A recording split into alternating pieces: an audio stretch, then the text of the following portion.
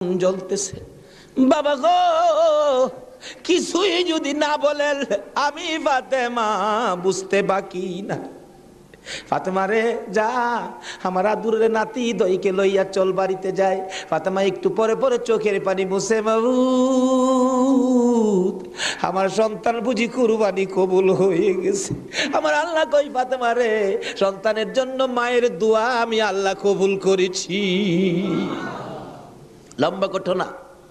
ঈদের দিন সকালবেলা হাসাইন হুসাইন দুই ভাই বাড়ির বাহিরে দেখতেছে অনেক ছোট্ট ছেলেরা নতুন জামা পরে ঈদগায় যায়। দৌড়ায় ডাকতেছে, মা সকল ছেলেরা নতুন জামা পরে ঈদের দিন, আমরা দুই ভাইয়ের নতুন জামা কোথায়? নতুন জামা দিবেন না? ফাতেমা বলে, জামা তো তোমাদের হয় নাই, তাহলে কিন্তু আমরা গোসল করব না, ঈদগায় যাব না। ফাতেমা বলেন, বাবা তোমরা দুই ভাই গোসল করে আসো, আসলেই তোমাদের নতুন জামা দর্জি দেয়া যাবে, গোসল করতে যাও। দুইজন গোসল করে আর কয় নতুন জামা বলে দিয়ে যাবে। মা বলছে, আমরার মা তো জীবনে মিথ্যা কথা কয় না। আরেকজনে কয়, দুই ভাই তো, এক ভাই কয় নতুন জামা পামুনি, আরেকজনে কয় জামা যদি না পায় আমরা মারে কি কমু, গোসল করো, চলো গোসল করে যায় দেখি না পাই কিনা। ফাতেমা গোসলখানায় সন্তান পাঠায়া 2 রাকাত নামাজ পড়ছে। বলুন কি করছে? ওহনের মার আর আসেনি নামাজ নাই। এলাকায় তো হুসাইনের পাগল জন্ম হয় না, এলাকায় তো হুসাইনের রক্তের প্রতিদান দেওয়ার মানুষ দেশে হয় না। ওহনের মাদের মধ্যে এই আদর্শ নাই। ফাতেমা 2 রাকাত নামাজ পড়ে হাত বাড়াইছে, মাবুদ আমি তো বলেছি গোসলের পরে জামা পাবে, তারা যদি গোসল করে আইসা জামা না পায় তারা বলবে নবীর মেয়ে হইয়া আমরার মা মিথ্যা কথা কয়, জান্নাতি মহিলাদের সর্দারিনী হইয়া আমাদের মা মিথ্যা কথা কয়। মাবুদ গো আমার ইজ্জত রাইখো, ও মাবুদ আমার ইজ্জত রাইখো, আমার 2টা কলিজার টুকরা সন্তানের জন্য 2টা জামার ব্যবস্থা তুমি আল্লাহ করো। এ ডাক দিছে, মায়ের দোয়া তো কবুল। আল্লাহ বলেন, জিবরাইল জান্নাত থেকে 2টা সুন্দর পাঞ্জাবি হাসাইন আর হুসাইনকে দিয়ে আসো। 2টা পাঞ্জাবি নিয়ে হাসাইন হুসাইনের বাড়ির সামনে হাজির। হাসাইন হুসাইন কোথায়? তোমাদের জামা তো তৈয়ার হয়েছে। কিতাবে আসছে জামাগুলির রং ছিল একটা সবুজ আর একটা লাল। 2 ভাই দৌড়ায় আসছে, কোনটা নিবা? জিবরাইল মানুষের বেশ ধরে ডাকতেছে, কোনটা নিবা? হাসাইন বলেন, আমারে সবুজটা দেন, সবুজটা দেন। হুসাইন বলেন, আমারে লাল জামা দেন। 2জনে জামা হাতে নেয় আর বাড়ির ভিতরে রুমের ভিতরে মা ফাতেমার কলিজা দরফর শুরু করছে। মনাদাত শেষ করে বাহিরে আসেন, কেন আমার কলিজা দরপর করে? এমন সময় 2 সন্তান 2টা জামা লইয়া মায়ের সামনে হাজির। মা দেখো কত সুন্দর জামা দর্জি আমাদেরকে দিয়ে গেলেন। ফাতেমা একটা চিৎকার মারছে, সন্তানেরা রে জামা গায়ে লাগাইস না, কেন জানি আমার কলিজা দরপুর করে রে, এই জামার মধ্যে কি হাকিকত রয়ে গেছে আমার বাবার কাছে জানতে হবে। 2 জামা লইয়া 2 সন্তান লইয়া নবীজির কাছে যাইতেছে। এই পাশে জিবরাইল এসে বলে, হুজুর গো হাসাইন আর হুসাইন জামা নিয়ে আসতেছে হাকিকত জানার জন্য, আপনি বলে দিয়েন সবুজ জামা হাসাইন নিয়েছে। হাসাইন তো আপনার উম্মতের নাজাতের জন্য কুরবানি 2 ভাইয়ের বেলায় কবুল করেছে আমার আল্লাহ।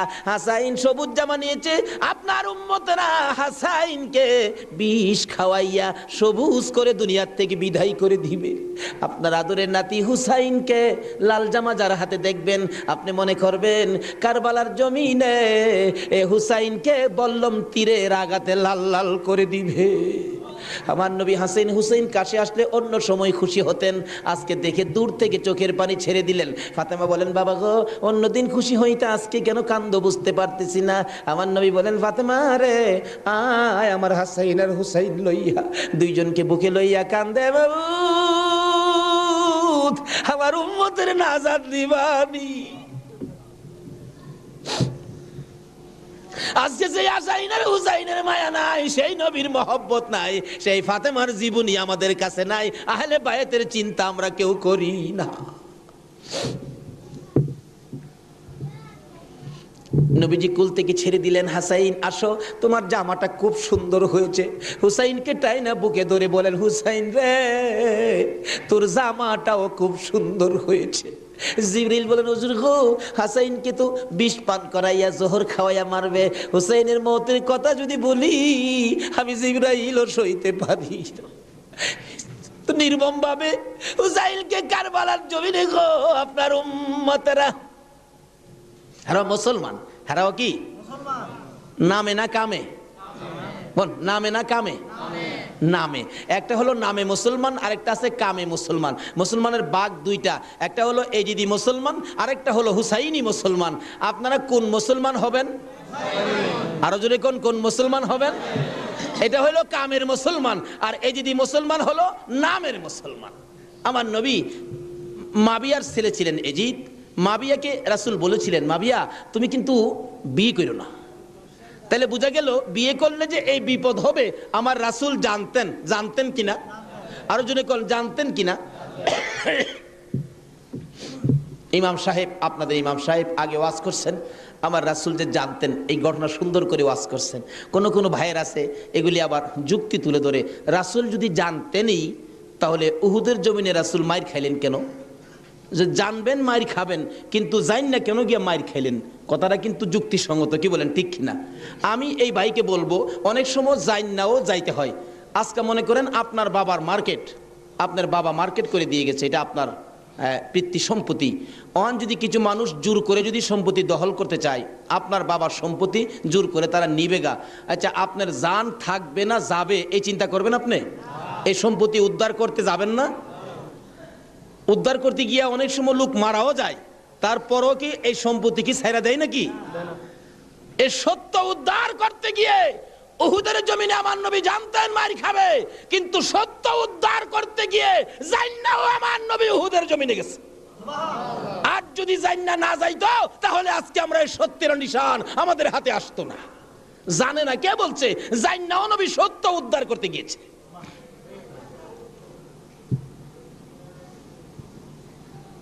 বলতেছিলাম দয়ার নবী, মায়ার নবী বলতেছেন, জিবরাইল আমার উম্মতের নাজাতের জন্য কবুল হয়েছে, কবুল হয়েছে। হাসাইন আর হুসাইন দুই ভাই আঞ্জায়া ধরে দুই গালে চুমায়া চুমায়া বিদায় দিয়েছে। হুসাইনকে কোনদিনই বলতেছেন, হুসাইন হুসাইন, দুই গালে চুমা দেয়, তুমি আমার আমি তোমার। তোমাকে যে কষ্ট দেয় সেজন্য আমাকে কষ্ট দেয়, আর তোমাকে যে ভালোবাসা দেয় সেজন্য আমি রাসূলকে ভালোবাসা দেয়। আজকে হুসাইনের ভালোবাসা এখানে বসা, হুসাইনের অনেক পরে আওলাদে রাসূলকে ভালোবাসা। ইতিহাস খুলে দেখুন, যেই ভালোবাসায় হযরতে জুনায়েদ বাগদাদী রহমাতুল্লাহ আল্লাহর ওলি হয়েছে। জুনায়েদের জীবনী খুললে পাওয়া যায়, জুনায়েদ ইরাকের বাদশার পালিত পালোয়ান ছিলেন। এত বড় পালোয়ান ছিলেন, বাবারে বাবা। ইরাকের বাদশাহ একদিন বলেন, জুনায়েদ এত খানা তোমাকে খাওয়াই, এত টাকা বেতন তোমাকে দেই, তুমি কত বড় পালোয়ান হইলা, তোমার শক্তি তো আমি দেখলাম না, আমাদের তো দেখা দরকার ছিল। জুনায়েদ বলেন, ঘোষণা দেন না, ইরাকের জমিনে এমন কোনো মারপোলা নাই আমাকে কুস্তির মধ্যে পরাজয় করবে, আমি বিজয়ী হব। যদি কেউ পরাজয় করতে পারে বলে দেন 10,000 টাকা পুরস্কার। একটা ঘোষণা সাধারণভাবে আমাদের দেশের হিসাবে দিলাম বুঝার জন্য। বাদশাহ পোস্টারিং করে দিলেন, আমার জুনায়েদকে কুস্তি লড়ে হারাইতে পারলে 10,000 টাকা পুরস্কার দেওয়া হবে। আর ওদিক দিয়ে এই পোস্টার দেখলেন নবীজির আওলাদ, নবীজির বংশের একটা লোক 3 দিন পর্যন্ত বাচ্চাদের মুখে খানা দিতে পারে না, গরিবী অবস্থা, হাঁটতেছে, রোজগারের তালাশে ঘুরতেছে, কোনো রোজগারের বাও হলো না, বাচ্চারা না খাইয়া 3 দিন পার হয়ে গেল। ডাকতেছেন, হাইরে পোস্টার দেখা যায় কুস্তি লইরা জিততে পারলে 10,000 পুরস্কার, আর সন্তানকে যখন খানা দিতে পারি না, আর জীবন রাইখা লাভ কি? কুস্তি লইরা জুনায়েদের সাথে জীবনটা দিয়ে ইলাই, এই মুখ আর সন্তানরে দেখাবো না। যাই বলতেছে, এখানে অফিসে কে আছে? আমি তো জুনায়েদের সাথে কুস্তি লড়বো, হাতির সাথে মশা। কই জুনাইদ? আর কই? মানুষে কয়, মিয়া কুস্তি লড়তে আইসো না মরতে আইসো? জুনাইদরে দেখছো? কয় না দেখি নাই। দেখে আসো। বাবারে বাবা, কি বেটা, এই নাকি জুনাইদ? আপনি জুনাইদ? হ্যাঁ, আমি তো আপনার সাথে কুস্তি লড়তে আইছি। জুনাইদকে লড়তে আইসো না মরতে আইসো? আচ্ছা যেটা মরা পরে দেখা যাইব, নাম লেখেন। নাম লেখছে। রবিবার দিন আপনাদের কর্ণফুলী মার্কেটের মাহফিল, আজকে এই দিনই ধরলাম রবিবার দিন, মাঠের মধ্যে হাজার হাজার মানুষ জুনাইদের মতো পালোয়ানকে কুস্তি লড়ে হারাবে, কুস্তি লড়বে। হ্যাঁ জানি কেমন পালোয়ান। মাঠের মধ্যে নামছে, 3 দিন পর্যন্ত খানা নাই, বাচ্চাদের চিন্তা, হাঁটতে পারে না, হাঁটলে পইরা যা। মাঠে গিয়ে নামছে, জুনাইদ তো নামছে হাতির মতো এক পুরুষ, লেফারি মাঝখানে দাঁড়ায়, কয়ে কি আইলু রে, কার সাথে কি? দর্শকেরা কয়ে আমরা কি দেখবো, সময়টাই নষ্ট করলাম, এর সাথে কি খেলবো। এবার দেখা গেল খেলা শুরু হওয়ার আগে লেফারি জিগায়, এদিকে আসেন, আপনি কি লড়তে আইছেন না মরতে আইছেন? কয়ে আপনি মাতবরি কম করেন, আপনি লেফারির দায়িত্ব পালন করেন, লড়লে আমি লড়বো, মরলে তো আমি লড়বো, আপনার বাবার কি লো? লেফারি কয় মাপ চাই বাবা, আপনি লড়েন, খুব ভালো করে লড়েন। লড়ার আগে ডাকছে, জুনাইদ এদিকে আয়, দুইটা কথা বলবো, বলো। আমাকে চিনো? জুনাইদ বলেন, না তো, তোমাকে তো চিনি না। কয় আমি আওলাদে রাসূল। জুনাইদ, যেই নবী না হইলে রে জগতের কিছু হইতো না। আমি সেই নবীর বংশের লোক, আমি সেই আওলাদে রাসূল। জুনাইদ রে, 3টা দিন পার হয়ে যায়, সন্তানের মুখে খানা দিতে পারি না, অসহ্য হইয়া জীবন দিতে আসছি রে জুনাইদ, তুই পারবি নি আজকে আওলাদে রাসূলের মুখে হাসি ফুটাইতে, আজকের এই ময়দানে রাসূলের বংশের কাছে পরাজয় বরণ করতে? জুনাইদ বলেন, ওই লোকটাই আমার সাথে কথা বলে সামনে দাঁড়াইয়া, আমি শুনি পিছন দিয়ে আমার নবী মদিনার থেকে ডাকে, জুনাইদ রে, পারবি নি রে আমি আওলাদে রাসূলের মুখে হাসি ফুটাইতে? এবার জুনাইদ 2টা চোখের পানি জর্জর করে ছেড়ে দিলেন। লেফারি সাহেব, বাঁশি বাজাও খো, জীবনের খেলা হবে। বাঁশি বাজাইলেন, খেলা শুরু হলো। আওলাদে রাসূল জুনাইদের গায়ে আঙ্গুলটা লাগাইলে জুনাইদ চিত হয়ে জমিনে পড়ে গেছে। লোকেরা বলেন মানি না, আবার লাগাও, আবার লাগাইলে, আঙ্গুল লাগাইলে জমিনে পড়ে গেছে। লোকেরা বলেন মানি না, আবার লাগাও, বুঝে আসে না। আমার নবী বলেন, জুনাইদ রে, এই খেলা কিন্তু ফাইনাল খেলা। আমার নবীর ডাকে জুনাইদ কানটা পেতে শুনে জবাব দেন, ইয়া রাসূলুল্লাহ, জীবন দিবই, আপনার ভালোবাসা ছাড়বো না।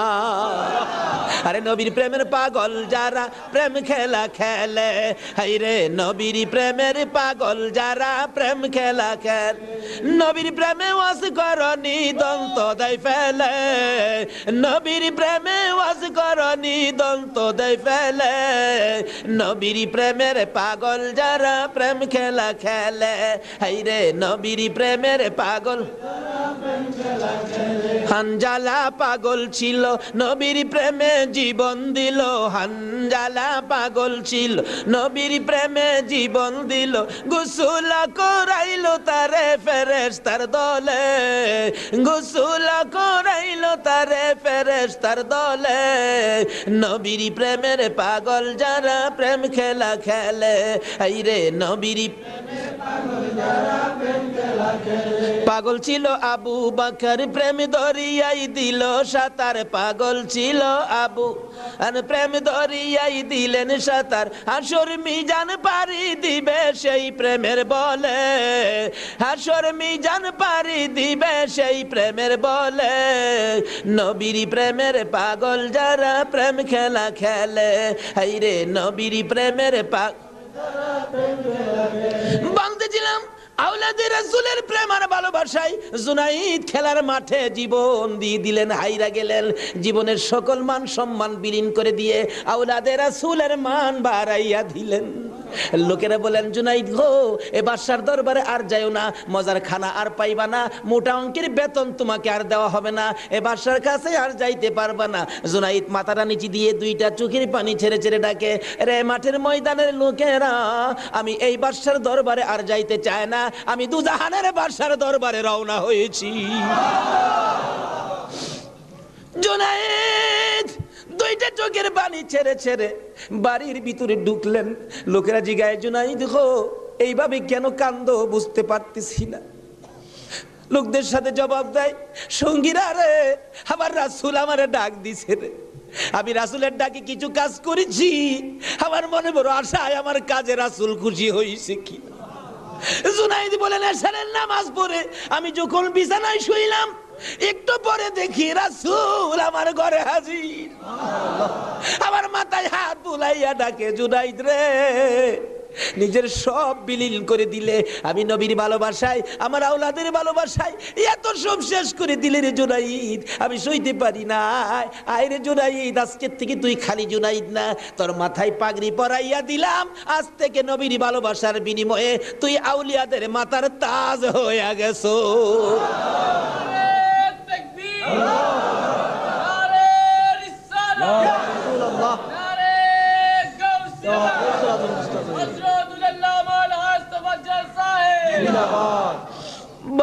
বলতেছিলাম আওলাদে রাসূলের ভালোবাসায় যদি পালোয়ান আল্লাহর ওলি হয়ে যায়, আর যেই নবীকে বলেছেন, যেই নবী ঘোষণা দিয়েছেন হুসাইন তুমি আমার আমি তোমার, তোমাকে যে কষ্ট দেয় সে যেন আমাকে কষ্ট দেয়, তোমাকে যে ভালোবাসবে সে যেন আমাকে ভালোবাসলো। বলুন আজকে যারা হুসাইনের ভালোবাসায় বসে আছেন গো, বলুন আমার নবী ভালোবাসা দিবে কিনা? আমার নবী যাকে ভালোবাসে আল্লাহ তাকে ভালোবাসবে কিনা বলুন তো? কষ্ট হইতেছে ভাই? কারবালায় যাচ্ছি, আর আধা ঘন্টা সময় দেবেন? মাশাআল্লাহ, আল্লাহ কবুল করো সকলে বললাম। লম্বা ঘটনা, কারবালার ওয়াজ 1 বছর করে শেষ করা যাবে না। আমি সংক্ষেপ করে মেন কথাগুলো আপনাদের সামনে তুলে ধরতেছি। এবার আমার নবী বলেন, ফাতেমা রে, ফাতেমা আমার 2 নাতিকে নিয়া তুমি ঘরের ভিতরে যাও, আমার কেন জানি কলিজায় আগুন জ্বলছে, আমি হাসাইন হুসাইনকে দেখলে আমার সহ্য হয় না। হাসাইন হুসাইনকে নিয়ে যখন চলে যাই, আমার নবী কাঁদেন। জিবরাইল পাশে দাঁড়াইয়া বলেন, হুজুর গো কেন কাঁদেন? ও জিবরাইল, আমার 2 নাতি উম্মতের জন্য কুরবানি। হুসাইনের ঘটনায় আমার মন মানে না রে। হুসাইন কারবালার জমিন, এই জমিনটা কই রে জিবরাইল? হে জমিনটা জানি কেমন রে, আমার হুসাইন কোন জায়গাটাই জানি গড়াগড়ি করে কাঁদবে। সঙ্গে সঙ্গে জিবরাইল 1 মুষ্টি মাটি নিয়ে দিলেন। হুজুর দেখেন তো, এই মাটিটা নাকে লাগাইয়া দেখেন কিসের গন্ধ করে। রাসূল নাকে লাগাইয়া চোখের পানি ছেড়ে দিলেন। জিবরাইল রে, এই মাটির মধ্যে দিয়ে আমার হুসাইনের রক্তের গন্ধ করে। হুজুর এই মাটি হইল কারবালার মাটি। লম্বা ঘটনা, মাটিগুলো নিয়ে ভাবতেছেন কি করব। জিবরাইল বলেন, হুজুর কারবালা পর্যন্ত যার হায়াত থাকবে তার কাছে মাটিগুলো রেখে দেন, একটা কাচের বয়ামের মধ্যে যেন রেখে দেয়। যেদিন দেখবে মাটি লাল হয়ে গেছে গো, এদিন মনে করব হুসাইন কারবালায় শহীদ হয়ে গেছে। কারবালা পর্যন্ত যার হায়াত থাকবে তার কাছে দেন। আমার নবী কার হায়াত থাকবে জানে কিনা কন? আমার নবী উম্মে সালমাকে লক্ষ্য করে ডাক দিলেন, উম্মে সালমা রে আয় আমার পাশে আয়। উম্মে সালমা কাছে আসলে নবীজি 2টা চোখের পানি ছেড়ে দিলেন। হুজুর ডাইকে আনলেন, কথা বলবেন, কান্দেন কেন? উম্মে সালমা রে কান্দি রে, কলিজা মানে না, এই মাটিগুলো তোর হাতে দিলাম, রেখে দিও। যেদিন দেখবে এ বোতলের মাটি লাল হয়েছে, এদিন তুমি বুঝে নিবা আমার হুসাইন উম্মতের নাজাতের জন্য কারবালায় শহীদ হয়েছে।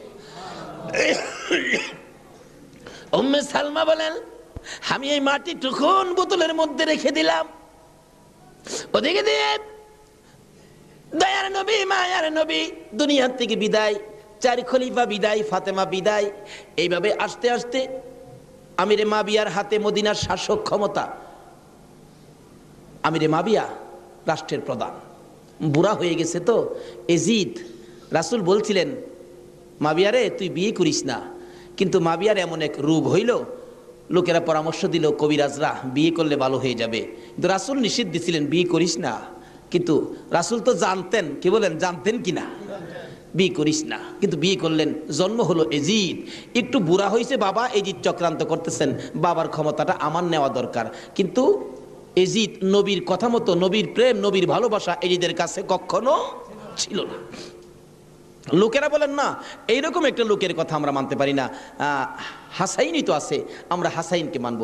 নবীজি ভবিষ্যৎবাণী করে দিয়ে গেছিলেন, আমি দুনিয়ার থেকে বিদায়ের 30 বছর পর হাসাইন ক্ষমতায় আসবে, হাসাইনকে মানুষ ভালোবাসবে, কিন্তু এজিদ হাসাইনকে থাকতে দিবে না। যাই হোক, লম্বা ঘটনা। এজিদ কয় হাসাইনকে কিভাবে শেষ করা যায়, 2জনই পথের কাটা, একজন হাসাইন একজন হুসাইন, 2জনকে শেষ করতে পারলেই তো আমার সুবিধাজনক পরিবেশ হয়ে যাবে। কি করব, কি করা যায়? এক কুটনি বুড়িকে এনে বললেন, তুমি কি পারবা হাসাইনকে শেষ করে দিতা? কুটনি বুড়ি কয়, এটা ব্যাপারই না। এমন কিসিমের মহিলা আছে না দেশ, খালি বেজাল লাগাই সংসারে। হাসাইন রাদিয়াল্লাহু তাআলা আনহুর বিবি ছিলেন 4 জন, সকলের ছোট বিবির নাম ছিলেন জায়েদা। জায়েদার হাতে শরবত খাইতেন সবসময়, তার হাতে শরবত খুব সুন্দর হতো আর কি, শরবত খাইতেন। হাসাইন ডাকতেছেন, জায়েদা শরবত দাও। শরবত দিলেন জায়েদা। দেখলো কুটনি বুড়ি জায়েদারে দিয়ে এই কামটা বানাই দিব। হাসাইন শরবত খায়া চলে গেলেন। বলেন, জায়েদা হাসাইন কি তোমার হাতে সবসময় শরবত খায়? প্রত্যেক দিন আমার খুব ভালোবাসে, আমার হাতে শরবতটা খায়, আর কেউর হাতে খায় না, আমার হাতে শরবত নাকি খুবই ভালো। হ্যাঁ, কুটনি বুড়ি কয় তোমার তো শরবত খায় কিন্তু তোমাকে ভালোবাসে না। কি বলো? আমি জানি ভালোবাসে, কই তুমি জানলে কি হবে, আমরা দূরের থেকে যা দেখি তোমার সবচেয়ে কম ভালোবাসে। একটা কাম করো, মেয়েরা কিন্তু খুব সরল মানুষ, সহজে বুঝ মাইনা যায়। একটা কাজ করো, কি আমি বিষ দিয়া যামু, বিষ খাওয়াইয়া হাসাইনকে মাইরা দাও, এজিদ হবে এদেশের প্রেসিডেন্ট বাদশাহ, আর তুমি হবে রানী। সহজে বুঝ মানলেন, সরল মানুষ তো। বিষ দিলেন, শরবতের সাথে দিয়ে খাওয়াইলে হাসাইন পিপাসিত ক্লান্ত, জায়দা শরবত দাও, শরবতের সাথে বিষ দিলেন, খাইলেন। খাওয়ার পরে বলতেছে জায়দা আজকে শরবতটা যেন কেমন কেমন লাগে, কি যেন গন্ধ করতেছে। জায়দা বলেন না তো, কিচ্ছুই না, কিন্তু দেখা গেল কিছুক্ষণ পর হাত পাওগুলি অবশ্যই আসতেছে, সমস্ত চেহারা লীল হয়ে গেছে, খালি জিহ্বাটা নড়তেছে, দুইটা চোখের পানি ছেড়ে দিয়েছে। জায়দা বুঝিছি আজকে বুঝি নানার উম্মতের নাজাতের জন্য মায়ের দোয়া বুঝি আজকে কবুল হয়ে যাবে। জায়দারে না না, তোরে কিছু বলবো না, আমার ভাই হুসাইন কই, হুসাইনকে ডেকে ডেকে আমার পাশে আনো। হুসাইন খবর পাইয়া দৌড়াই আইসা দেখে বড় ভাইয়ের সমস্ত চেহারা সবুজ হয়ে গেছে। একটা চিৎকার মারছে, মা মা গো, তোমার দোয়া বুঝি আজকে কবুল হয়ে যায়। দৌড়ে যাইয়া হাসাইনের গলায় ধরছে, ভাই রে ভাই, কে তোমার এই অবস্থা করেছে, আমি হুসাইন তার প্রতিশোধ নিব। হাসাইন টাইনা টাইনা গলায় ধরে দুই গালে চুমাইতেছে, ছোট ভাই তো, বাইরে প্রতিশোধ নিস না, নানার উম্মতের জন্য মায়ের দোয়া কবুল হয়ে গেছে। হাসাইন একটা কথা তোরে বলে যায়, কিছুদিন পর তোর উপরও বিপদ আসবে রে, আমার মায়ের দোয়া তোর বেলায় তো কবুল হয়েছে। হাসাইন যেদিন বিপদে আসবে রে, কেউ তো তোর পাশে আসবে না রে হাসাই হুসাইন। এদিন আমি তো ভাই কাছে থাকতাম, আমিও তো দুনিয়ায় থাকতেছি না।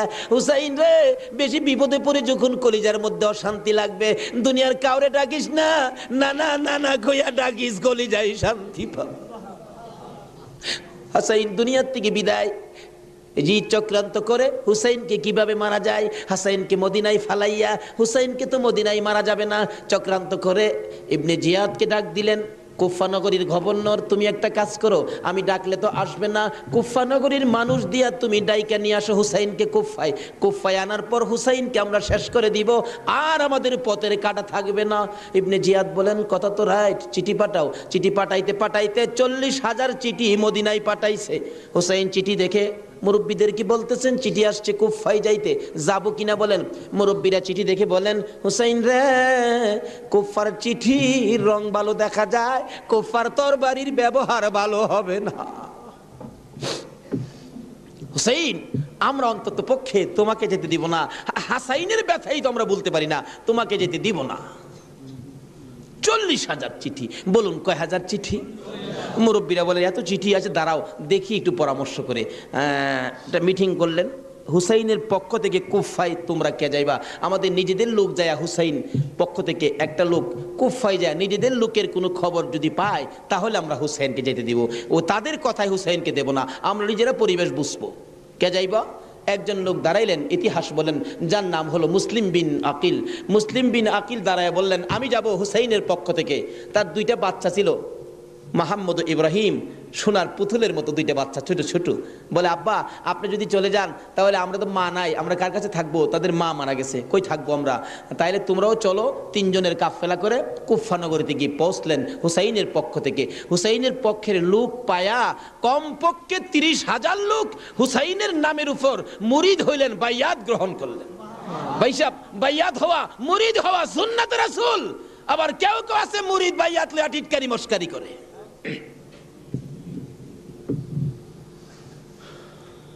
বুঝে না ভাই সাহেব, পীরের কাছে মুরিদ হবেন, কত মজার খেলা যে খেলে, আল্লাহর ওলির আল্লাহর সাথে কত খেলা যে খেলে। আল্লাহ কয় এই তানো ফতুয়া লাগাইস না, মাসলা লাগাইস না, এটা আমার খাস বান্দা, খাস জাগাত কোনো দলিল লাগে না, জোরে জোরে খান সোহান।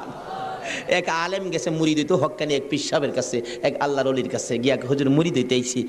আলেম কইতেছে, বাবা মুরিদ যে হইতে আইছো, মুরিদ হইলে তো পীরের কথা মানুন লাগে। হুজুর পীরের কথা তো মানতে হবে, মানবো, তাহলে শোনো, আজকে তুমি এশারের নামাজটা পড়তে পারবা না। আচ্ছা এই কথা কইলে কি আপনারা মানবেন? হগল পীরে কয় নামাজ পড়তে হইব, আপনি কোন নামাজ পড়তে পারবে না। আরে বাবা, সব সময় তো তুমি পড়বা, আজকের এশারের নামাজটা খালি তুমি বাদ দিবা। অন কেন কইছে এটা তো শরীয়ত আর বুঝে না, কিন্তু মারফতলা তো জানে এর মধ্যে কিছু আছে। বলবো ভাই সাহেব, কষ্ট হইতেছে আপনাদের? হুজুর কোন কি? হ্যাঁ, আজকে এশারের নামাজটা পীরের কথা মানবা না? তা তো মানতে হবে। আচ্ছা ঠিক আছে, বাড়িতে যার কয় নামাজ যদি বাড়িতে পড়ে লাই আপনি কি হুজুর দেখবে? আমি তো সেই। আচ্ছা, যে বেটা পীর হয়েছে এই বেটা কি খবর রাখে না? রাখে না? এই চিটাগাঙ্গের পীর আমরা ভৈরবের খবর রাখতে পারে না? বুঝে আসে না? যেমন সহজে বুঝতে গেলে একটা ঘটনা বলতে হয়, বলবো? আপনারা কচ্ছপ চিনেন?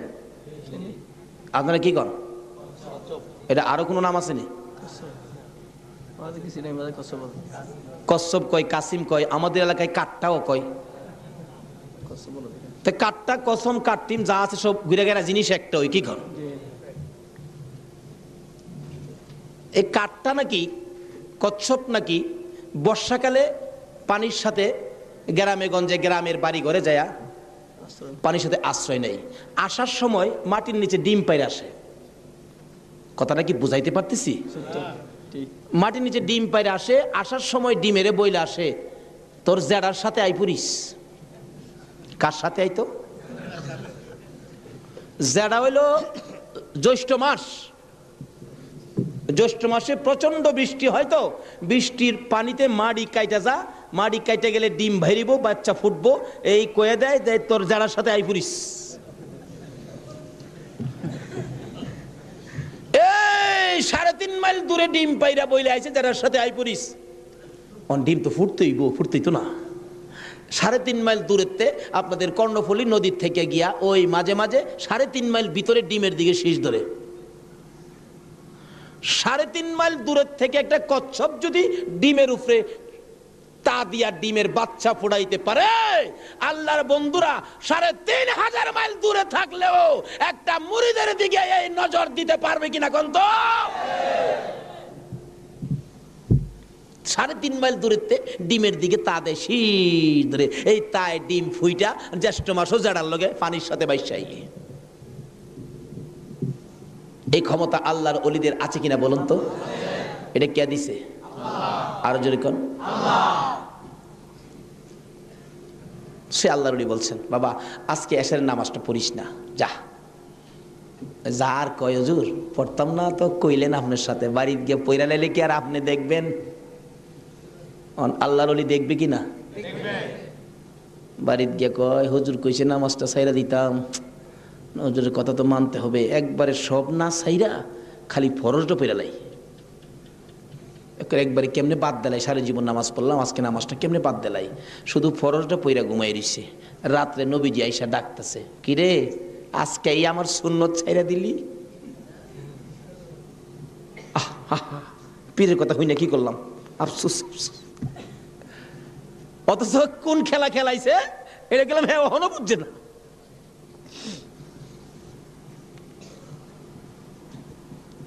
সকালবেলা ফজরের নামাজ পড়া মনের দুঃখ খুলে যাইতেছে পীর সাহেবের কাছে। পীর সাহেব দূরে থেকে কয়, কি ফেস বুঝি লাগছে? তাহলে বুঝা গেল খবর পীর সাহেবের কাছে।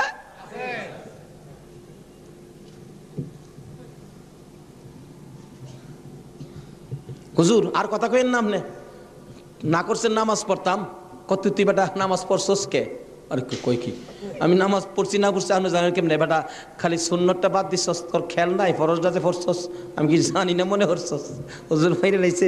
হুজুর কি ফেস হয়েছে জানেন কি? আমি খালি আপনি তো কইছেন নামাজ পড়িস না, একবারে কেমনে বাদ দেয়, আমি ফরজটা পড়ে ঘুমাই রয়েছি, সুন্নতটা পড়ি নাই, এই জন্য রাত্রে আইসে হুজুর আমারে ডাকতেছে নবীজি, কিরে আজকে আমার সুন্নত বাদ দিলাইলি? হুজুর এই সর্বনষ্ট হইছে। নবীজি এসে ডাকতেছে, আল্লাহর ওলি কয় বেটা এইটার লেগিতে কইছিলাম আজকে যদি ফরজটা সহ ছাইরা দিতে, আজকের নামাজটা খালি ছাইরা দিতে, সুন্নতটা বাদ দিও না, নবীজি আইসা তোরে ডাকতেছে, যদি ফরজটাও বাদ দিতে আমার কথায় আমার আল্লাহ আয়া তোরে ডাকলো। ভাই সাহেব এটা বুঝতে গেলে শরীয়তের মাদ্রাসার পরে মারিফতের মাদ্রাসায় ভর্তি হতে হবে। জানি চট্টগ্রামটা পীর মাসের দিক দিয়া বাংলাদেশের মধ্যে আপনারা উপরে আছেন, এই জন্য আমরা আপনাদেরকে শ্রদ্ধা করি। আল্লাহ হায়াত দেখ সকলকে, সকলে বলুন আমিন। যাই হোক, ওইদিকে আমার আলোচনা না, আমার আলোচনা হলো কারবালা। যাই হোক, কারবালার দিকে পৌঁছে গেছি। আধা ঘন্টা সময় দিতে রাজি আছেন না আপনারা? আসুন। হাইরে কারবালা, যাচ্ছি এবার কারবালা। এবার চিঠি পাইলেন কয় হাজার? মুসলিম বিন আকিল চলে গেলেন, 30,000 লোক মুরিদ হলেন, বাইয়াত গ্রহণ করলেন। খালি কয় মুসলিম বিন আকিল হুসাইনকে কুফায় আনেন না, আমরা হুসাইনকে দেখতাম। তো কুফা নগরী বড় মসজিদে বসে মুসলিম বিন আকিল চিঠি লিখলেন, হুসাইন আর কোনো ভয় নাই, এখানে পরিবেশ আপনার জন্য পাগল, আসলেও পাগল, কিন্তু খারাপ তো খালি এজিদের বংশ। যাই হোক, কারবালার দিকে পৌঁছে গেছি। আধা ঘন্টা সময় দিতে রাজি আছেন না আপনারা? আসুন। হাইরে কারবালা, যাচ্ছি এবার কারবালা। এবার চিঠি পাইলেন কয় হাজার? মুসলিম বিন আকিল চলে গেলেন, 30,000 লোক মুরিদ হলেন, বাইয়াত গ্রহণ করলেন। খালি কয় মুসলিম বিন আকিল হুসাইনকে কুফায় আনেন না, আমরা হুসাইনকে দেখতাম। তো কুফা নগরী বড় মসজিদে বসে মুসলিম বিন আকিল চিঠি লিখলেন, হুসাইন আর কোনো ভয় নাই, এখানে পরিবেশ আপনার জন্য পাগল, আসলেও পাগল, কিন্তু খারাপ তো খালি এজিদের বংশ। চিঠি পাওয়া মাত্র আপনি চলে আসেন। চিঠি গিয়ে পৌঁছে মহরমের 1 তারিখ। হুসাইন 6 মাসের শিশু আলী আসগর সহ মেয়ে পুরুষ মিলে 72 জনের কাফেলা নিয়ে রওনা হলেন কুফার দিকে, যেহেতু চিঠি পাইছে মুসলিম বিন আকিলের হাতে। ওদিক দিয়ে যেই চিঠি পাঠাইছে শুনছে, ইবনে জিয়াদ এজিদের পক্ষের লোক আইসা সবাইকে সরিয়ে দিয়ে, লম্বা ঘটনা, মুসলিম বিন আকিলকে মসজিদের বারিন্দার মধ্যে ফালাইয়া গলায় ছুরি চালাইয়া জব করে দিলেন। মুসলিম বিন আকিলের 2টা ছোট্ট বাচ্চা ছিলেন, মোহাম্মদ ও ইব্রাহিম। 2টা বাচ্চা 12 বছর 13 বছর, সোনার পুতুল। খবর পাইলেন বাবাকে জব করে দিয়েছে, দৌড়াইয়া পালাই রে, জঙ্গলায় যায় লুকায়। 2 ভাই পরামর্শ করে, আমরা 2 ভাইকে যদি ধরতে পারে রে, আমাদেরকেও জব করে ফেলবে, বাচ্চা মানুষ। এদিক দিয়ে ঘোষণা হলো, মোহাম্মদ ইব্রাহিম মুসলিম বিন আকিলের 2টা সন্তান যদি মদিনায় চলে যায়, খবর দিবে হুসাইন তো আসবে না, 2টা ছেলেকে যে ধরে দিতে পারো 10,000 টাকা পুরস্কার। আমাদের হিসাব বললাম, লোকেরা তরবারি লইয়া ঘুরতেছে মোহাম্মদ ইব্রাহিমের তালাশে।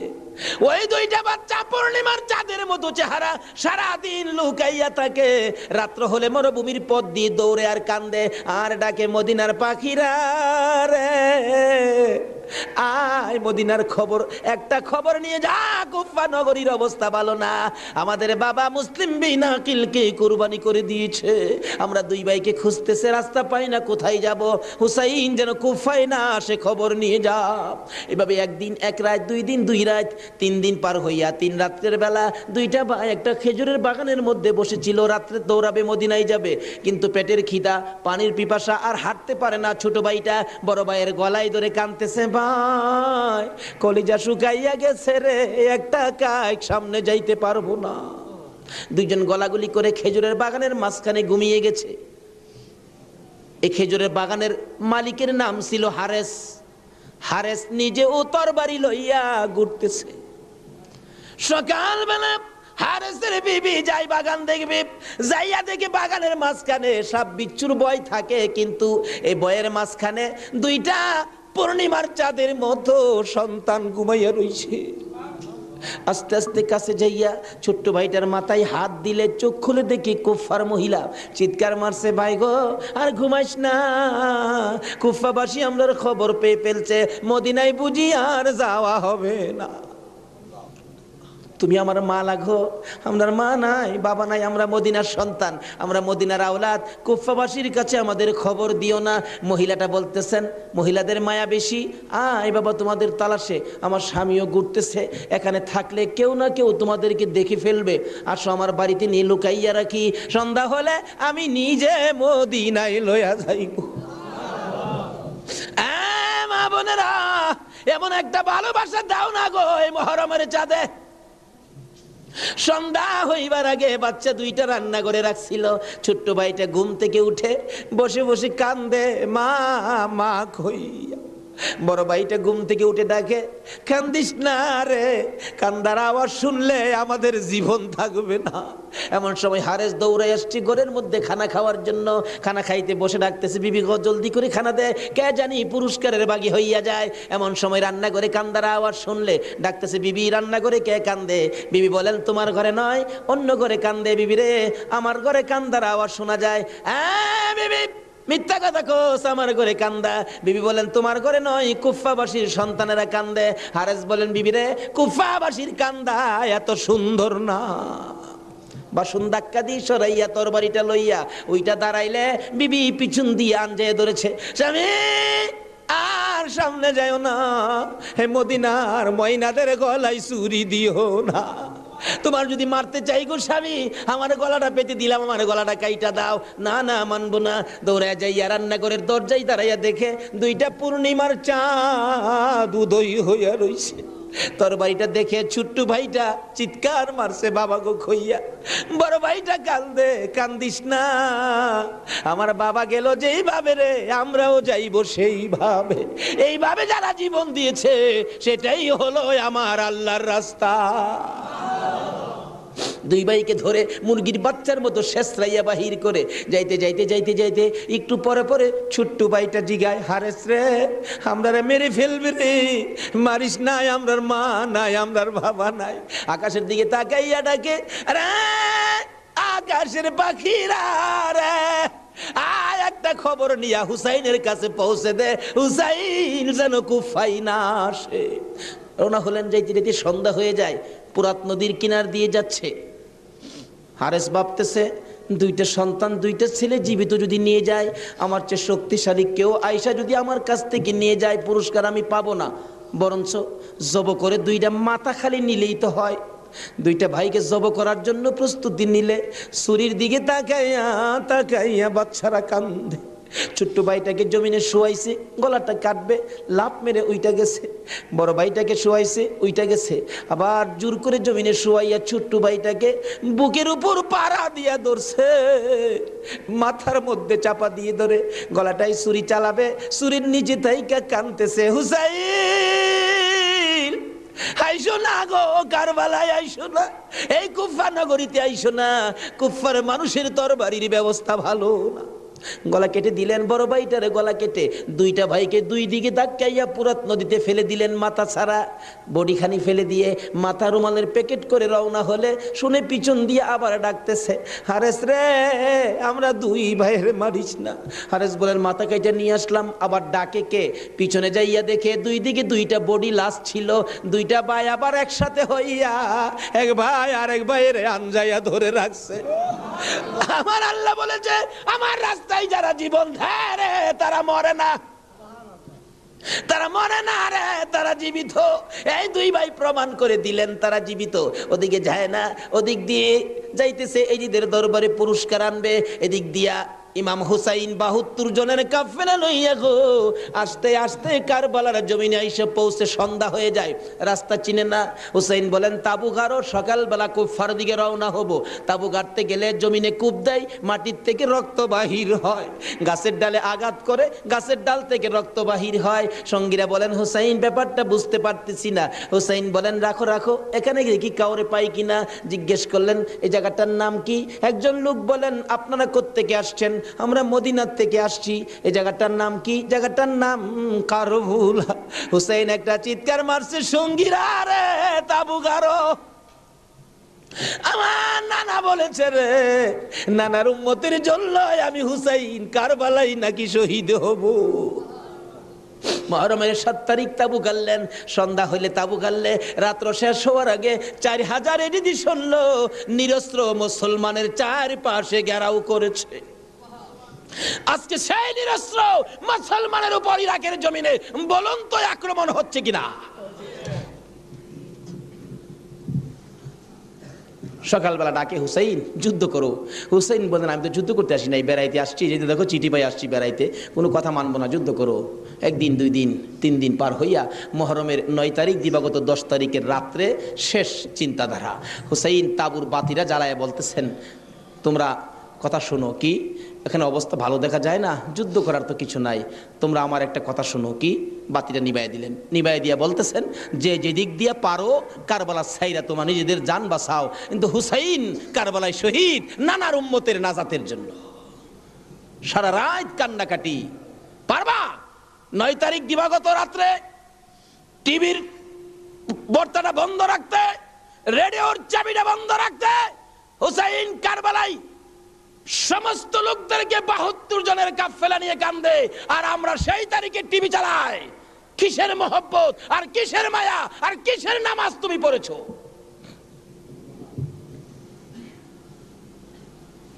যদি কথা দিতে পারো 9 তারিখ দিন গিয়া রাত্রে টিভি আর চালাবো না, আর গান বাজনা করবো না, হুসাইন তোমার জন্য ওই ফুলসিরাতের কিনারে দাঁড়ায় থাকবে।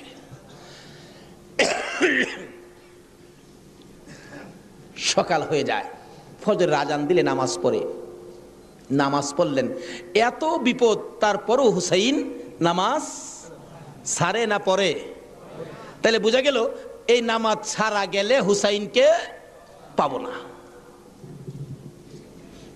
নামাজ পড়ে কোরআন শরীফ পড়তে বসছেন, এমন সময় শাহরবানু এই 6 মাসের বাচ্চাটা নিয়ে ডাকতেছেন, স্বামী স্বামী গো, 3 দিন পর্যন্ত খানা পিনা কিচ্ছু নাই তাবুতে, এই মরুভূমির গরমের তাপে বাচ্চাটার কলিজা পর্যন্ত শুকায় গেছে, দেখো জিহ্বাটা নাড়াইতে পারতেছে না, 6 মাস কথা বলতে পারে না, তো একটু পানি যদি খাওয়াইতে পারো মনে হয় বাচ্চাটা বেঁচে যাবে, না হয়তো বাচ্চাটা মরে যাবে। হুসাইন কয় দাও দাও দাও, কোলে নিয়ে কাঁদতেছে আর ডাকতেছে, এই দিদি সৈন্যরা রে, এরকম বাচ্চা তো তোদেরও আছে, দুষ করলে আমরা করছি, এই তো কোনো দুষ করে নাই, একটু পানি বাচ্চাটারে দে, আমার নানা না হইলে কিচ্ছুই হইতো না, এই পানি হইতো না, আজকে আমার নানার আওলাদ মারা যাবে পানির জন্য, একটু পানি দে, অনুরোধ তোদের কাছে, একটু পানি বাচ্চাটারে দে, আমাদেরকে দরকার নাই, বাচ্চাটারে দে। এভাবে ডাকতেছে আর যাইতেছে। দূর থেকে একটা এরিদি সৈন্য হুসাইনের দিকে লক্ষ্য করে তীর মারলেন, তীর আইসা হুসাইনের গায়ে তো লাগলো না, হুসাইনের কোলে 6 মাসের শিশুর কলিজাটার মাঝখান দিয়ে তীর ঢুকে গেছে। আলী আসগর বাবার মুখের দিকে তাকাইয়া জিহ্বাটা বাহির করে দিছে, 2টা চোখ উল্টাইয়া চোখের পানি ছেড়ে ছেড়ে বুঝাইতেছে, বাবা গো মায়ের কাছে বলে দিও আর জীবনে পানি চাইতাম না। হুসাইন বলেন টান দিয়ে তীরটা যখন খুলে ফেললাম, তীরের আগার মধ্যে আমার বাবার কলিজা সিরা আইসা পড়ছে। মৃত শিশু কুলে লইয়া তাবুর পাশে যাইয়া লম্বা ঘটনা ডাকতেছে, ও শাহরবানু কোথায়? কেন? এই যে নাও তোমার ছেলেরে পানি খাওয়াইছি, বেরিয়ে দেখে মা দুকিনি বাবার জিহ্বা বাহির হইয়া রইছে, চোখ 2টা উল্টা লইছে, বুকের মধ্যে রক্ত দেখা যায়, চিৎকার মারছে, মাবুদ আমার বাবা কুল পানি খাইছে গো। এই জমিনে যে নবীর জন্য সব বানাইছো সেই নবীর উম্মত পানি পায় না, তীর খায়া মরে আর কলিজা মানে না। এইভাবে কাঁদতেছিলেন। মুহররমের 10 তারিখ সকালবেলা আলী আকবর 18 বৎসরের পালোয়ান দৌড়াই আসছেন। মা কেন কান্দো? দেখাইলেন দেখো তোমার 6 মাসের ছোট্ট ভাইয়ের অবস্থা। আলী আকবর দেখে আর সহ্য করতে পারে না, রক্ত হাতে নিয়ে বলতেছেন, মাবুদ গো এ রক্ত ছুঁয়ে কসম খাইলাম এটি দিয়ে সৈন্যরে ছাড়বো না। যুদ্ধ শুরু হয়ে যায় মুহররমের 10 তারিখ। আলী আকবর যুদ্ধ করতে করতে পিপাসিত ক্লান্ত হইয়া তাবুতে ফিরে এসে ডাকতেছেন, মা মা 1 গ্লাস পানি যদি খাওয়াইতে পারো কথা দিলাম সমস্ত কারবালার সৈন্য এই দিদি সৈন্য ওদেরকে আমি খতম করে ফেলবো। মা চোখের পানি ছেড়ে ছেড়ে বলেন, আলী আকবর রে পানি যদি থাকতো তোর ভাই কি তীর খায়া মরতো? নাই রে বাবা, পানি নাই, পানি নাই। মায়ের পায়ে সালাম করলেন আর চোখের পানি ছেড়ে দিলেন। মা মা গো বিদায় দাও গো, দেখা হবে হাসরের ময়দানে। যাইতে যাইতে যাইতে যাইতে একটু যাই আবার ফিরে ফিরে চাই, মা বিদায় দাও, দেখা হবে হাসরের ময়দানে। মা 2টা হাত বাড়ায় ডাকে, আর ফিরে ফিরে চাইস না রে বাবা, আর ফিরে চাইস না, সহ্য হয় না। যুদ্ধ করতে করতে আলী আকবর শহীদ। এইভাবে পুরুষ যারা ছিল সব শহীদ, শুধুমাত্র বাকি জয়নাল আবদিন বিমারি আর ইমাম হুসাইন। হুসাইন তরবারিটা নিয়ে পোশাক পরে তৈয়ার হলেন। জয়নাল আবদিন দাঁড়াইতে পারে না, পড়ে যায়, তারপরেও ডাকে, হুসাইন গো তুমি যাইও না, আমি জয়নাল যাব। বিমারি উঠতে পারে না, তবু হুসাইনের পক্ষে যাইতে চায়, আর আমরা শক্তিশালী হইয়াও হুসাইনের পক্ষে যাইতে চায় না। এবার বলতেছেন, জয়নাল রে তুমি যাও না, তুমি যদি যুদ্ধের ময়দানে শহীদ হয়ে যাও নবীর বংশের বাতি টুকুন কে জ্বালাবে। হুসাইন যুদ্ধে চলে যায়। লম্বা ঘটনার সংক্ষেপ করে দিলাম। মুহররমের 10 তারিখ যুদ্ধ করতে করতে তীরের আঘাত, বল্লমের আঘাত লাগে, আর রক্ত জর্জর করে পড়ে, রক্তে জামা ভিজে যায়, গোড়ার পিঠ পর্যন্ত লাল হয়ে যায়। আরে রক্তে লালে লাল হইল কারবালার ময়দান, বলুন রক্তে লালে লাল হইল।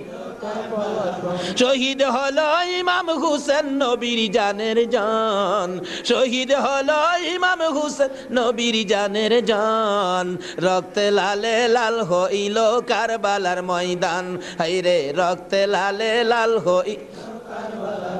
এজিদি সেনা সীমার এসে হুসাইনের বুকে বসে, এজিদি সেনা সীমার এসে হুসাইনের বুকে বসে, ছুরি দিয়ে কাটে গলা বাঁচে না আর প্রাণ, ছুরি দিয়ে কাটে গলা বাঁচে না আর প্রাণ, রক্তে লালে লাল হইল কারবালার ময়দান, হায়রে রক্তে লালে লাল হইল। দুধের শিশু আলিয়াস ঘরে পানি চাইলো মায়ের দ্বারে, দুধের শিশু আলিয়াস ঘরে পানি চাইলো মায়ের দ্বারে, পানি পানি বলে সে যে দিয়ে গেল প্রাণ, পানি পানি বলে সে যে দিয়ে গেল প্রাণ, রক্তে লালে লাল হইল কারবালার ময়দান, হায়রে রক্তে লালে লাল হইল। শহীদ হলো ইমাম হুসেন নবীর জানের জান, শহীদ হলো ইমাম হুসেন নবীর জানের জান, রক্তে লালে লাল হইল কারবালার ময়দান, হায়রে রক্তে লালে লাল হইল। বলতেছিলাম হুসাইন সমস্ত শরীর থেকে রক্ত ঝরে ঝরে দুর্বল হয়ে যায়, পানির পিপাসিত ক্লান্ত হইয়া গোড়ার থেকে নেমে যায়, পুরাত নদীর পুনার কিনারে যাইয়া একটু পানি হাতে নেয় খাওয়ার জন্য, হাতে নেয় পানি হয়ে যায় রক্ত। হুসাইন কান্দে, মাবুদ গো আমার নানা না হইলে কিছু হইতো না, আমার নানা না হইলে জগতের কিছু হতো না, পানিও হতো না, আজকে নানার বংশ নানার আওলাদ পানি পায় না, আমি হুসাইন পানি খাবো না। এবার দৌড়া যাইয়া আবার চাইলেন গোড়ার উপরে উঠবো, যুদ্ধ করবে। হুসাইন গোড়ার উপরে উঠতে চায়, শরীর দুর্বল, গোড়ার উপরে উঠতে পারে না, বারবার চেষ্টা করে উঠতে পারে না, অবশেষে গোড়ার উপরে পিঠটার মধ্যে হাতটা দিয়ে মাথাটা ফালাইয়া কাঁদতেছে, বাবু আমার নানার উম্মতের জন্য মায়ের দোয়া বুঝি কবুল হয়ে গেছে। বহু চেষ্টা করলেন, গোড়ার পিঠের উপরে আর উঠতে পারে না, দৌড়া এসে সীমার ধাক্কা দিয়ে জমিনে ফালাইয়া বুকের উপর চড়ে বসছে। হুসাইন বলেন, সীমার রে আমার নানা বলেছে রে কারবালায় শহীদ হব, আমার নানার উম্মতের মুক্তি পাবো, সীমার আজকে জুমার দিন আমার 2 রাকাত জুমার নামাজ পড়ার সুযোগ দে। ও নবীর উম্মতেরা, নবীর আশেকেরা, হুসাইনের আশেকেরা গো, এই 2 রাকাত নামাজ জুমার নামাজ ছাইরো না, আমার নবীর শাফায়াত নসিব হবে না। রক্তে লাল হইয়া যদি হুসাইন 2 রাকাত জুমার নামাজ পড়তে পারে গো, আজকাল থেকে কথা দিতে হবে জীবনে কোনোদিন জুমার নামাজ ছাড়তে পারবা না। জুমার নামাজ আদায় করতে সময়টুকুন দিলে নামাজ শুরু করে দিলেন, রুকু সিজদার কাজ শেষ করে তাশাহুদে বসে সালাম ফিরানের আগ পর্যন্ত কাছাকাছি বসে বসে এই যদি সৈন্যরা নামাজের ভিতরে প্রত্যক্ষদর্শীরা বলেন এক একটা করে তীর মারে হুসাইনের গায়ে, ডান দিক দিয়ে যদি তীরটা মারতো বাম দিক দিয়া বেরিয়ে যাইতো, সামনে দিয়া মারলে পিছন দিয়া বেরিয়ে যায়, এই কিসিমের তীর গো নামাজের ভিতরে বাহুতুরটা তীর লাগাইছে।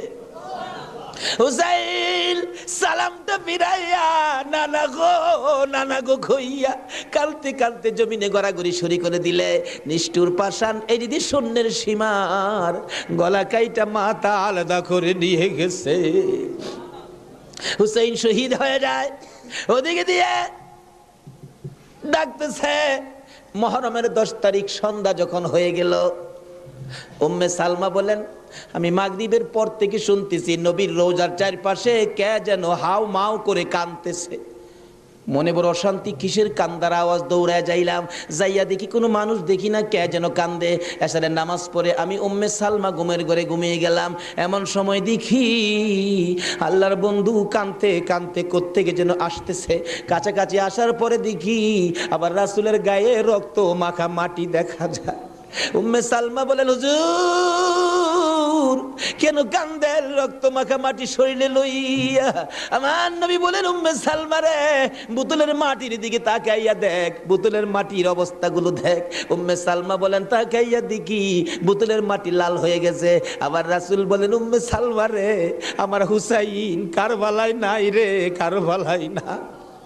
উম্মে সালমা বলেন, প্রশ্ন করলাম, ইয়া রাসূলুল্লাহ, হুসাইন তো কারবালায় শহীদ, আপনার রওজার পাশে কাঁদলো কে জানতে চাই। আমার নবী বলেন, আরে উম্মে সালমা, আমার হুসাইন যখন কারবালায় তীরের আঘাতে নানা কইয়া ডাক মারছে রে, আমি নবী রওজার থেকে বাহির হইয়া দৌড় মারছি। ওই সময় রহমতের ফেরেশতারা আমার রওজার পাশে বসে বসে কাঁদছে। আমি কারবালায় যাইয়া দেখি আমার হুসাইন তীরের আঘাতে রে নানা নানা কইয়া গড়াগড়ি করে। আমি হুসাইনকে আনজাইয়া ধরছি। হুসাইন তীরের আঘাতে যতটা গৈর দিছে রে, আমি রাসূল হুসাইনের সাথে ততটা গৈর কারবালার জমিনে দিয়েছি। এই হুসাইনের রক্ত কারবালার মাটিতে পড়েছে, এই রক্ত মাখা মাটি আমি নবীর গায়ে লাগছে। এই উম্মে সালমা জানাইয়া দিস রে, এই রক্ত মাখা মাটি আমি রাসূলের কাছে জমা থাকবে। আসরের জমিন যেদিন গায়ে হবে, আমি আমার মাওলার দরবারে হুসাইনের রক্ত মাখা মাটিগুলি তুলে ধরবো। মাবুদ, আমার মেয়ে ফাতেমা সন্তান কুরবানি করেছে আমার উম্মতের নাজাতের জন্য। এই যে দেখো হুসাইনের কারবালার রক্ত মাখা মাটি তুলে ধরলাম। আর ফাতেমা হুসাইনের মাথাটুকু লইয়া দাঁড়াইয়া বলবে, আমি হুসাইনের মাথাটুকু তুলে ধরলাম। মাবুদ গো, এর বিনিময়ে আমার বাবার উম্মতের মাফ করে দাও।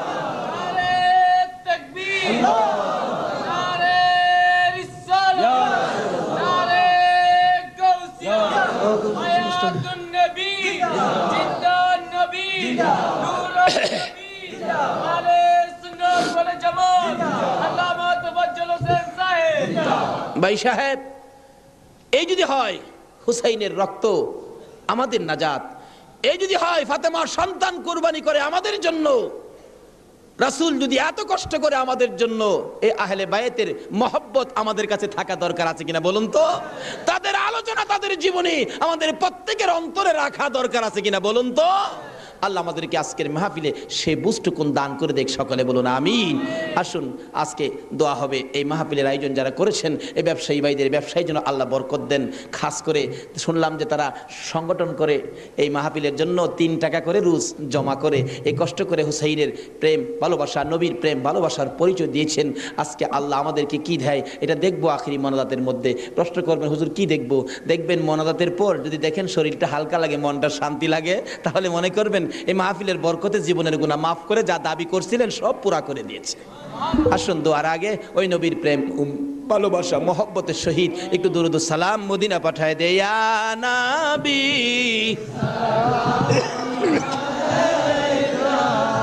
ইয়া রাসূল সালাম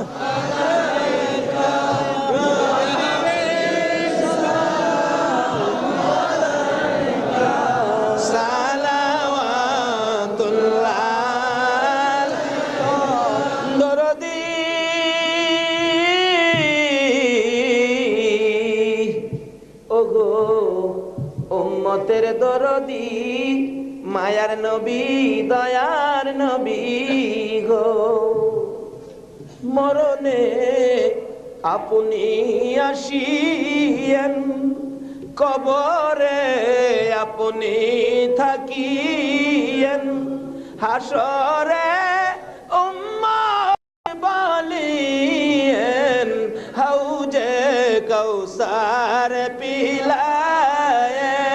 ইয়া নবী সালাম আলাইকা, ইয়া রাসূল সালাম আলাইকা, ইয়া হাবিব সালাম আলাইকা, সালাওয়াতুল্লাহ কান্ডারি।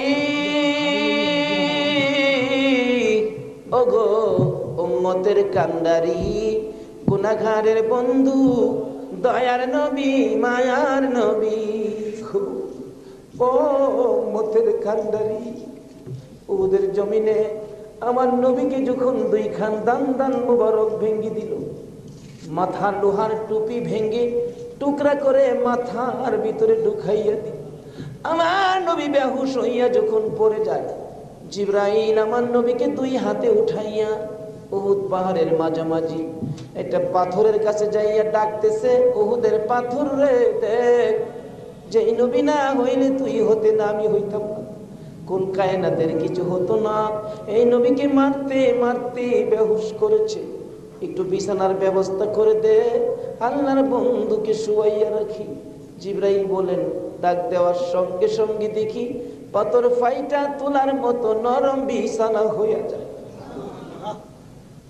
আমার নবীকে শুয়াইয়া জিবরাইল মাথার পাশে বসে বসে বাজে ডাকতেছে, ইয়া রাসূলুল্লাহ, দাঁত ভেঙে গেছে, ব্যথা কেমন লাগে বলুন না। হুজুর গো, মাথা ভেঙে গেছে, ব্যথা কেমন লাগে বলুন না। আমার নবী ডাকতেছে, জিবরাইল রে, দাঁত ভাঙ্গা ব্যথা কেমন জিগাইলি, মাথা ভাঙ্গা ব্যথা কেমন জিগাইলি রে, আমার উম্মতের ব্যথা কেমন জিগাইলি না। ও দয়ার নবী, মায়ার নবী গো, 63 বছর কাঁদছো তুমি উম্মতি উম্মতি বলিয়া, এখনো কান্দিতে আছো মদিনাতে শুইয়া। মদিনা রে, ও সুন্দর মদিনা, মদিনার পাহাড়, ও পাহাড় রে, তুই কত ভাগ্যবান, পাহাড় হইয়া দেখছো আমার দয়াল নবীকে। মদিনার হরিণ, ও সোনার হরিণ রে,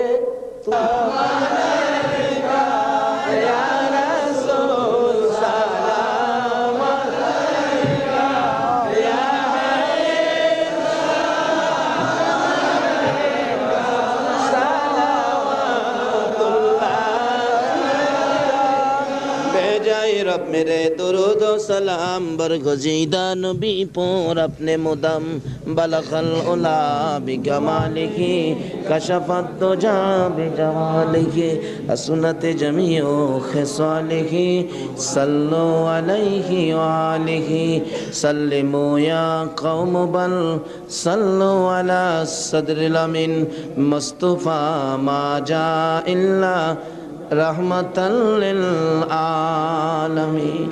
মাইশাব, হুসাইনের রক্তের প্রতিদান, হুসাইনকে মহব্বত করতে হবে। হুসাইন রক্ত মাখা শরীর নিয়ে 2 রাকাত জুমার নামাজ ছাড়ে নাই। এই নামাজ আমরা ছাড়বো নাকি পড়বো? তাহলে রক্তের প্রতিদান দেওয়া হবে। আর প্রত্যেক বছর এই মাহফিলটা আরো গর্জিয়াস করতে হবে, ঘরে ঘরে পৌঁছে দিতে হবে হুসাইনের মহব্বত, আহলে বায়তের মহব্বত, আহলে বায়তের পরিচয়, নবীর প্রেম ঘরে ঘরে পৌঁছে দিতে হবে। আল্লাহ আমাদেরকে সে বুঝ, সেই শক্তি দান করুক। সকালে বলুন আমিন। আজকে যারা হুসাইনের স্মরণে মাহফিলের আয়োজন করেছেন, আজকে হুসাইন আর হাসাইনকে নিয়ে আমার নবী মদিনায় বসে বসে আপনাদের কথা স্মরণ করতেছে। কারণ উম্মতের বিপদে নবীজি সবসময় হাসাইন আর হুসাইনকে ব্যবহার করবেন। ফাজাইলে দুরুদের মধ্যে লেখেন, দুরুদের কিতাবে লেখেন, 637 হিজরির এক ঘটনা। এক লোক আরবের মরুভূমি পথ দিয়ে ঘোড়া নিয়ে যাচ্ছেন, হঠাৎ একটা গর্তের মধ্যে ঘোড়ার 2টা পাও ঢুইকা ঘোড়ার পাও ভাঙ্গিয়া ঘোড়াটা উল্টা পড়ে গেছে। এখন মরুভূমি, কেউ তো খবর জানে না, বিপদের মধ্যে ঘোড়ার পাও ভাঙ্গা যাবে কিভাবে। লোকটা সন্ধ্যা হয়ে গেল, বাঘ ভাল্লুক বেরিয়ে গেছে, তখন সে ভয়ে কাঁদতেছে। এখন ভাবতেছে কানলে তো কাজ হবে না, একটা কিছু করি। কি করব? উম্মতের দরুদি দয়ার নবীর শানে দুরুদ সালাম পাঠ করি।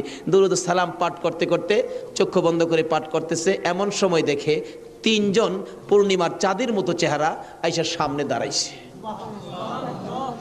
চক্ষু খুলা দেখে 3 জন এত সুন্দর চেহারা, অবাক হয়ে গেলেন। 2 জন আইসা ঘোড়ার 2টা পাও চিকিৎসা করতেছেন, পাও 2টা হাতে ধরার সাথে সাথে ভালো হয়ে গেছে। 637 হিজরির ঘটনা। আর একজন দূরে দাঁড়িয়ে আছে, ঘোড়ার পাও চিকিৎসা শেষ করে ভালো হলো, ঘোড়াটা হাইটা বুঝাইতেছে, আর ভয় পাইস না, আমি ভালো হয়ে গেছি। তখন ওই লোকটা জিজ্ঞেস করতেছে, নামটা আমার খেয়াল নাই, আপনারা কে? আমার ঘোড়ার পাও ভালো করে দিলেন, আমার এই বিপদে আপনারা আসলেন। 2 জন বলতেছেন, আমরা রে চিনো না, আমরা তো হাসাইন আর হুসাইন। তাই নাকি? ও পাশে দাঁড়িয়েছে উনি, উনি উম্মতের কান্ডারি, গুনাহগারের বন্ধু, বিপদের সাথী মুহাম্মাদুর রাসূলুল্লাহ সাল্লাল্লাহু আলাইহি ওয়াসাল্লাম। এই বিপদে আমার নবী দুই নাতিলে আসে উম্মতের বিপদে। আজকে এই হাসাইন আর হুসাইনের কথা আমাদের অন্তরে সব সময় থাকা দরকার আছে কিনা কোন তো? আজকে যারা যে ব্যবসায়ী ভাইরা, কাঁচা বাজারের ভাইরা ওই হাসাইন আর হুসাইনের স্মরণে মাহফিলের আয়োজন করেছেন, আমি বলবো হাসাইন আর হুসাইন আপনাদের বিপদে আপনাদের পাশে আইসা দাঁড়াবে ইনশাআল্লাহ। আল্লাহ আমাদেরকে সেই জায়গায় কবুল করুন, সকালে বলুন আমিন। আজকে পাশে আরো বিরাট বড় মার্কেট, কর্ণফুলী মার্কেট, সকল মার্কেটের ব্যবসায়ী ভাইদেরকে আল্লাহ যেন হেফাজতে রাখেন, ব্যবসায়ী বরকত দেন, নবীর আশেক হুসাইনের মহব্বতি বানান, আহলে বায়াতের পরিচয় বুঝার জানার তৌফিক দান করেন, সেই জন্য দোয়া হবে, সকলে বলুন আমিন। আসুন এখন দোয়া হবে, সকলেই দোয়ায় শরীক হন। দোয়ার মধ্যে দিয়ে দিন, দোয়ার মধ্যে দিয়ে দেন। আল্লাহুম্মা আমিন। ربنا ظلمنا أنفسنا وإن لم تغفر لنا وترحمنا لنكونن من الخاسرين رب ارحمهما كما ربياني صغيرا رب العالمين। মুহররমের চাঁদ বিদায় হইয়া যায়, মাবুদ গো, যেই চাঁদে উম্মতের নাজাতের জন্য হুসাইন কারবালায় রক্ত দেয়,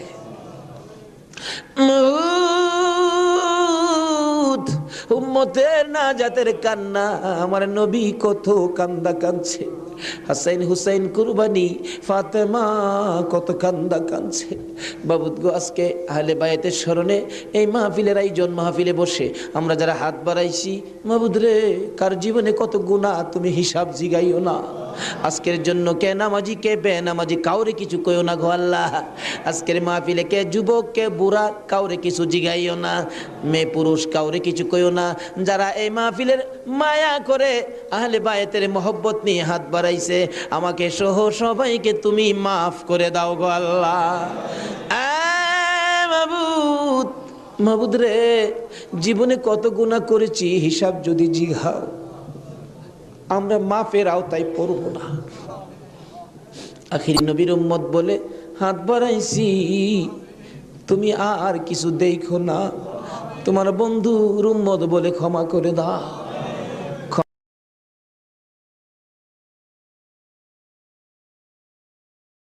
ক্ষমা যদি না করো, কবে জানি মৌতের চিঠি দিয়ে আজরাইল পাঠিয়ে দাও, কবে জানি বড় বাড়ি বড় ঘর সুন্দর বিছানার থেকে চারজনে দৌড়ে দৌড়ে টাইনা টাইনা বাহির করবে, উঠানের কিনারে পর্দা টানাবে, জীবনের শেষ গোসল করাবে, বড়ি পাতার গরম পানি দিবে, নাকে কানে তুলা লাগাবে রে মাবু, উত্তর দিকে মাথা দিয়ে শুয়াইয়া গোসল করাবে। আদরের ছোট্ট ছেলেটা মার কাছে প্রশ্ন করবে, মা গো, আমাদের বাড়িতে এত মানুষের ভিড় কেন? মা বলবে, তোমার বাবার শেষ বিদায়ের অনুষ্ঠান করতে আসছে। আমার বাবার কি হলো? পর্দার ভিতরে কেন গোসল করে? দৌড়ে যাবে বাচ্চাটা, যাইয়া দেখবে নাকে কানে তুলা লাগাইছে, উত্তর দিকে মাথা দিছে, বড়ি পাতার গরম পানি ডালতেছে, চিৎ করে কাইত করে, বাবা তো কিছু কয় না। মায়ের কাছে যাবে, মা গো, বাবা কি গোসল করে? এই গোসল আর কোনোদিন বাবারে করতে দেখি নাই, বাবার নাকে কানে কেন গো তুলা লাগাইল? মা টাইনা টাইনা বুকে জড়াবে, আয় আমার বুকে আয়, আজকে যে গোসল তোর বাবা করে রে, এই গোসলের পর বিদায় হবে, তোরা এতিম হইয়া যাবে। হ্যাঁ মাবুদ, এতিমের ঘটনা বলতে গেলে কলিজা মানে না গো আল্লাহ। আমার বড় ভাই 5টা বাচ্চা এতিম করে কবরে, 4 দিন 5 দিন পর পর বাড়িতে গেলে যাইয়া দেখি এতিমেরা কি করে। মুরগির বাচ্চা ফেলাইয়া, মুরগি যদি মারা যায়, বাচ্চাগুলো সারাদিন মা মা কইয়া ঘুরে, অন্য মুরগির কাছে মা মনে করে গেলে মুরগি ঠুকুর মাইরা তারাইয়া দেয়। এইভাবে মনের দুঃখ লইয়া সারাদিন ঘুরে, সন্ধ্যার সময় ঘরে যাইয়া মুরগির মালিকের কাছে প্রশ্ন রাখে বাচ্চাগুলো টেও টেও করে, ও মালিক, আমরার মা কই? সারাদিন তো মায়ের মুখ দেখলাম না, আজকে আমরা কার গলায় ধরে ঘুমাইব? মাবুদ আমার বাড়িতে এই ঘটনাই ঘটে। অন্য সন্তানের বাবারা মজা নিয়ে যখন বাড়িতে আসে, আমার বাতিজাগুলো দৌড়ায় যায়, তোমার আব্বা এসে মজা লইয়া, আবার খালি হাতে ফিরে আসে। আরেকজনের আব্বা আসলে দেখে খালি হাতে ফিরে আসে, বাড়িতে যাইয়া ডাকে, মা গো আমরা আব্বু কই গেছে গো মা, আমরা আব্বু যে আসে না, আমরা কার গলায় ধরে ঘুমাইব। সবচেয়ে বড় করুণ দৃশ্য, রমজান মাসের শেষ ভাগে কার একটা বাচ্চা ছেলে জানি নতুন জামা পরে হাঁটতেছে। আমার ছোট্ট বাতি যেটা জিগাই, জামা কে কিনে দিছে? আমার আব্বু। ঈদের জামা? হ। তোমার আব্বু আছে? হ। তোমার আব্বুরে বইলো ঈদের জামা কিনা দিবে। আমার বাতিজাটা কান্দে, নাই রে নাই, আমার আব্বু নাই। লোকেরা কয় আমরা বলে এতিম। সন্ধ্যার সময় মার কাছে যাইয়া কাঁদতেছে, তার মা জিগাই কান্দে কেন? জবাব দেন, মা গো লোকেরা আমরা এতিম কয়, আমরার যে বাবা না, ঈদের জামা কে কিনা দিব। ওই দিন বাড়িতে ছিলাম, রমজান মাস, দুইটা বাতিজা দৌড়াইয়া যাইয়া আমার সামনে দাঁড়াইয়া দাঁড়াইয়া কান্দে, কাকা গো আমরার বাবা নাই, আমরার ঈদের জামা কিনা দিবেন নি? মাথায় হাত দিয়ে আদর করে বিদায় করে দিলাম। জামা না লইয়া বাড়িতে আসবো না আজকে। নিজের ছেলেমেয়ের জামা না কিনে এতিমদের জামা কিনে তারা বিশ্বাস করে বাড়িতে রওনা হলাম। রাত্র প্রায় 10টা বাইজা গেছে। যাইয়া দেখি এখনো ঘুমায় না, দরজা খোলা দেখা যায়। একটু পরে পরে দরজার কিনারে দাঁড়াইয়া ডাক মারে, কাকা আইসনি, আপনারা নতুন জামা আনছুনি। জামাগুলো হাতে দেওয়ার পর সারা রাত জামাগুলো বুকে লইয়া ঘুমাইছে। ঈদের দিন সকালবেলা ছোট্ট ভাতিজাটা 5 বছর বয়স, খুঁজতেছি, গোসল করো, জামা পরো, ঈদগায় যাও। খুঁজতে খুঁজতে সবাইরে পাইলাম, 5 বছরের ভাতিজাটারে খুঁজা পায় না। তালাশ করতে করতে যাইয়া দেখি বাড়ির পিছনে মসজিদের পাশে বাঁশের জারের নিচে আমার বড় ভাইয়ের কবরের পাশে দাঁড়াইয়া দাঁড়াইয়া কান্দে।